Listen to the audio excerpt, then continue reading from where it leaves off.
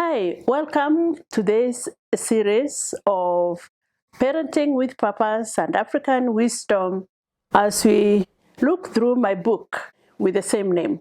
In this book, I've used proverbs, African proverbs, and biblical proverbs just to help us develop principles in parenting.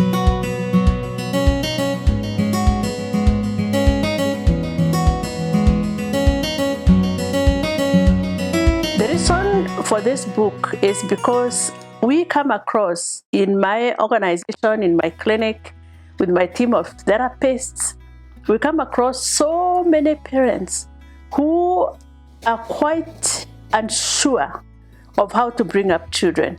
And by the way, none of us is sure ever, because you go to school to learn everything else except parenting. And so often we bring up children by error and trial and so on and so forth. And somehow, somewhere, by God's grace, they turn out okay. Although sometimes there are challenges too in parenting. So in this chapter 3, we are looking at the role of prayer in parenting. And so today we look at Manoah in the second part of this book as a parent in prayer. Manoah is a name in the Bible, and I'll remind some of us as I move on who he was and what he did. So the first proverb we use is an African proverb. I'm not quite sure where it comes from. A wise man never knows all. Only fools know everything. And then there is Proverbs 23 verse 23. Buy the truth and do not sell it. Get wisdom, discipline, and understanding. So what's the meaning of these proverbs? Let's begin with the African proverb. A wise man never knows all, only fools know everything. This is a moral that reminds us that maintaining a learning posture indicates maturity and wisdom. This means that investing and devoting our energy in gaining wisdom in parenting is a worthy pursuit. So where does our commitment and our focus lie? It lies in acquiring riches and in learning, using wisdom, so that wealth, if God chooses to do, can be used right. So a wise man never knows everything. The biblical proverb, buy the truth and do not sell it, get wisdom, discipline, and understanding, teaches the same moral, that wisdom is precious and supreme above all things and should not be sacrificed for anything. There is a merchant in Matthew 13, verse 45 and 46, who sold everything to buy a pearl of great value. So although Jesus was talking about the kingdom of heaven, we can apply the same analogy here, that the parents should not spare anything when it comes to seeking and learning how to partner with God in parenting. In essence, what we are saying is that therefore to ensure that their children are part of God's kingdom, whose benefits persist even after parents depart. Note that whose benefits persist even after parents depart or they are gone. Manoah was such a man. He chose to partner with God by praying for guidance long before the birth of his son.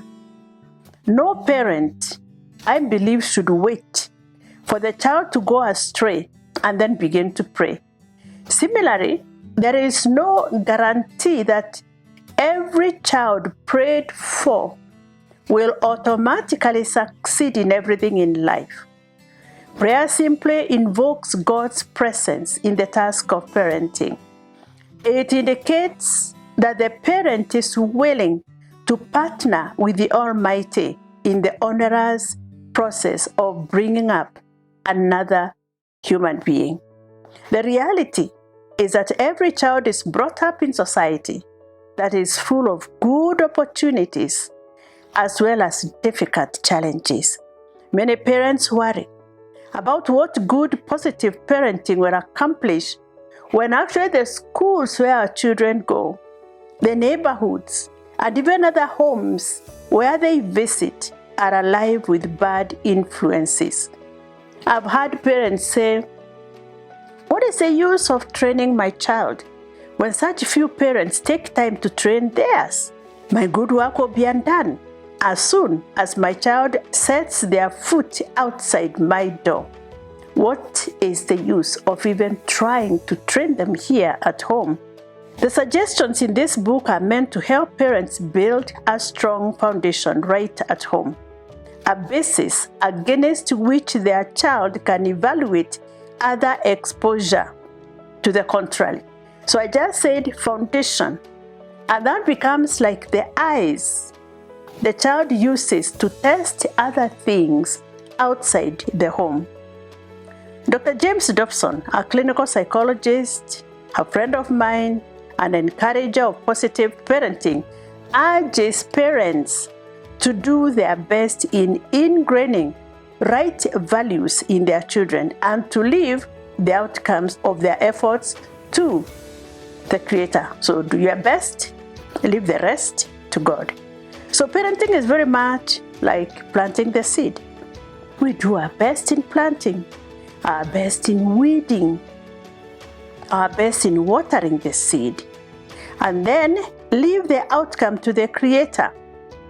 Prayer then becomes a deliberate invitation of God in thanksgiving for the privilege of parenting, and then submitting to His guidance in the journey of bringing up the child.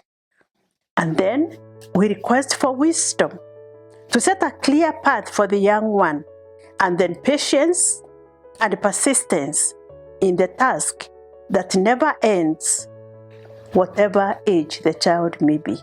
So we persist, we keep on, but we partner with God. So this is an example of Manoah. Show me how, Lord, is a foundation of prayer in parenting. So keep on reading. If you don't have a copy of my book yet, just go to Keswick Bookshop if you're in Nairobi, or check out Oasis Africa. Our website is there, oasisafricawellness.co.ke, or just buy one at Amazon for those who love to read virtual. God bless you as you keep on parenting with purpose. Bye.